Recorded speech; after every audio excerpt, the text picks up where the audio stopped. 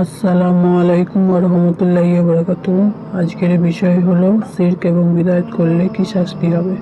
আমরা সকল মুসলমানরা চাই আমরা যারা আমল করছি যেটা কোনো কারণে বিফলে না যায়, আমরা যারা ঈমান এনেছি আল্লাহর প্রতি, আল্লাহর রসুলের প্রতি, আল্লাহর প্রেরিত কিতাবের প্রতি, আমরা সকলেই চাই সেই কিয়ামতের কঠিন ময়দানে আমাদের ইবাদতের বিনিময়ে আল্লাহ তাআলা আমাদেরকে জান্নাত দিন।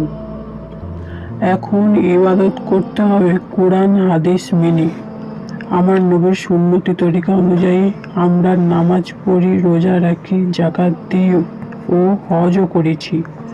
নামাজ পড়ে কপাল টুকে টুকে কালো পড়ে গেছে, এত আমল করেছি, তবুও আল্লাহ বলেন কিয়ামতের দিন আল্লাহ তাআলা বলবেন আমি নতুন নাসিদা, মানে আমল করেও লোকেরা ক্লান্ত।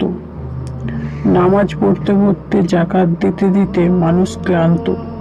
তাই আল্লাহ তাআলা পরের আয়াতে বলেন তাসলা নারান হামিয়া, আমল করার পরেও তারা জাহান্নামে যাবে।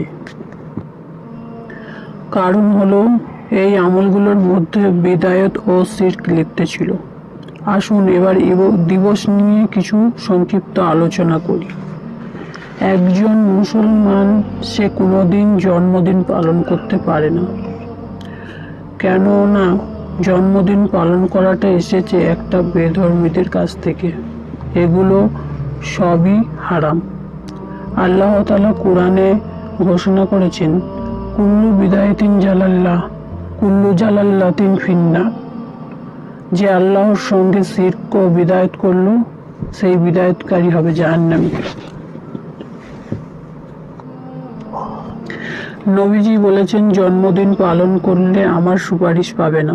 রাসূল সাল্লাল্লাহু আলাইহি সাল্লাম বলেন যে ব্যক্তি জন্মদিন, মৃত্যুদিন, বিবাহবার্ষিকী, কুলখানি বা কোনো দিবস পালন করেছে সে ততবারই বিদআত করেছে, আমার সুপারিশ তার জন্য প্রযোজ্য নয়।